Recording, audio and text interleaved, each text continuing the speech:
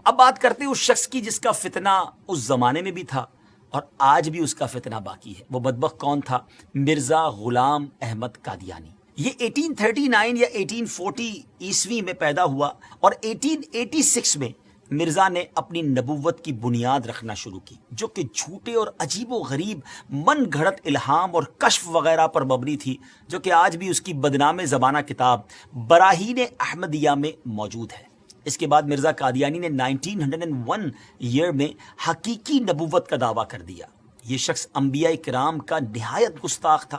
حضرت عیسیٰ علیہ السلام کے بارے میں لکھتا ہے کہ آپ علیہ السلام کے بہت سے معجزے مشہور ہیں، لیکن حق بات یہ ہے کہ آپ سے کوئی معجزہ ظاہر نہیں ہوا، معاذ اللہ۔ دعوی نبوت کے بعد مرزا کی رگ شیطانی مزید بھڑکی تو اس نے خدائی کا دعویٰ کر ڈالا۔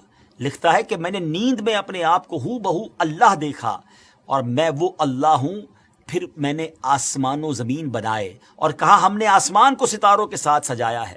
استغفر اللہ، استغفر اللہ۔ دیگر جھوٹے نبوت کے دعوے داروں کی طرح مرزا غلام قادیانی نے بھی کچھ پیشن گوئیاں کی تھیں، مگر ان کا انجام مسیلمہ کذاب کی طرح ہی ہوا۔ چند باتیں بتاتا ہوں اس بارے میں کہ نمبر 1، اس نے اپنے لیے ایک لڑکے کی پیشن گوئی کی کہ کہا تھا کہ انبیاء کا چاند ہوگا اور بادشاہ اس کے کپڑوں سے برکت لیں گے، مگر اس کے ہاں لڑکی ہو گئی تو اس پر کہنے لگا کہ وہی سمجھنے میں غلطی ہو گئی ہے، اب کی بار جو بچہ پیدا ہوگا وہ لڑکا جو ہے وہ انبیاء کا چاند ہوگا۔ اس بار بیٹا تو ہوا مگر چند روز بعد ہی مر گیا۔ بادشاہ تو دور کی بات ہے، کسی محتاج نے بھی اس کے کپڑوں سے برکت نہ لی۔ نمبر 2، اس نے ایک اور پیشن گوئی کی کہ آسمانی بیوی کی پیشن گوئی کی اور اپنی چچا زاد بہن احمدی کو خط بھیجا کہ اپنی بیٹی محمدی بیگم میرے نکاح میں دے دے۔ اس نے صاف انکار کیا، اس پر دھمکیاں دی اور پھر کہا کہ وہی آ گئی ہے، ہم نے تیرا نکاح اس سے کر دیا ہے، اور یہ کہ اس کا نکاح اگر تو دوسری جگہ کرے گی تو 2.5 یا 3 برس کے اندر اس کا شوہر مر جائے گا۔ مگر اس خدا کی بندی نے اس بدبخت کی ایک نہ سنی اور سلطان محمد خان سے نکاح کر دیا۔ وہ آسمانی نکاح دھرا کا دھرا ہی رہ گیا، کچھ بھی نہ ہوا، وہ شوہر نہ مرا اور نہ کچھ اور ہوا۔ اللہ اکبر۔ ناظرین، جھوٹوں کا یہی انجام ہوتا ہے۔ بہرحال مرزا غلام احمد قادیانی نے قانون کا امتحان دیا، لاء کا امتحان دیا، ٹیسٹ دیا، مگر فیل ہونے پر تعلیم سے اس کا دل اچاٹ ہو گیا۔ کمزوری دل و دماغ کا مرض پوری عمر رہا، کئی بیماریاں اس کی زندگی میں اس کے ساتھ تھیں۔ 26 مئی 1908 میں یہ لاہور میں اس کو ڈائریا ہوا اور گندگی کے عالم میں، جی ہاں، جب اس کا آخری وقت آیا تو وہ واش روم میں تھا، گندگی میں لت پت تھا، اور لوگ اس کی لاش کو دیکھ کر یوں سمجھیے کہ عبرت کا نشان اس کی لاش بن گئی۔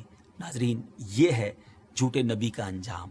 ہم سب کو یقیناً یہ یقین ہے، ہمارا ایمان ہے کہ ہمارے آقا علیہ السلام ہی آخری نبی ہیں، اور خود نبی پاک علیہ السلام نے جو فرما دیا، لا نبی بعدی، میرے بعد کسی نبی نے نہیں آنا، اور یہی ہمارا ایمان، یہی ہمارا بلیف ہے۔ لیکن ایک بات یاد رکھنی ہے کہ اس طرح کے دعوے کرنے والے، اس طرح کی جرت کرنے والے، اس طرح کا کلیم کرنے والے لوگ اور بھی آئیں گے، کیونکہ علماء کرام نے نبی پاک علیہ السلام کی احادیث سے جو ایکسٹریکٹ کیا ہے، جو شرح بیان کی ہے، وہ یہی ہے کہ قیامت سے پہلے اور بھی نبوت کے دعوے دار آئیں گے۔ ہو سکتا ہے اس دور میں، ہو سکتا ہے کچھ دنوں کے بعد یا کچھ سالوں کے بعد، لیکن مسلمانوں کا شروع سے یہ عقیدہ رہا کہ ان جھوٹے دعوے داروں کی طرف کوئی توجہ نہیں کرنی۔ ہم سب کا عقیدہ، ہمارا بلیف اتنا مضبوط ہونا چاہیے، اور ہے الحمدللہ کہ ہمارے آقا علیہ السلام ہی آخری نبی ہیں۔ کیا خوبصورت قرآن پاک کی سورہ احزاب کی آیت نمبر 40 ہے نا، اللہ تعالیٰ قرآن مجید میں کیا ارشاد فرماتا ہے؟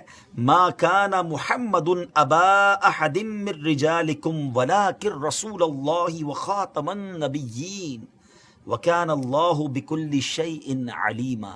سبحان اللہ، کتنا خوبصورت اس کا ترجمہ ہے۔ محمد تمہارے مردوں میں کسی کے باپ نہیں ہیں، لیکن اللہ کے رسول ہیں اور سب نبیوں کے آخر میں تشریف لانے والے ہیں، اور اللہ سب کچھ جاننے والا ہے۔ تو الحمدللہ یہ چمکتا دمکتا عقیدہ مسلمانوں کا صبح قیامت تک انشاءاللہ جاری و ساری رہے گا کہ اللہ کے آخری نبی جناب محمد الرسول اللہ صلی اللہ تعالیٰ علیہ وسلم ہیں، اور یہی ہمارا ایمان ہے۔ بہرحال ان جھوٹے نبوت کے دعوے داروں کے بارے میں ہم نے جانا، اور علماء احادیث کی شرح کرتے ہوئے لکھتے ہیں کہ یہ نشانی ابھی اور چلنی ہے، یعنی اور لوگ بھی قیامت سے پہلے اس طرح کے دعوے کرتے رہیں گے اور مسلمان ان سے نپٹتے رہیں گے۔ بہرحال اللہ کریم ہم سب کو سچے ایمان والا، صحیح عقیدے والا مسلمان بنائے۔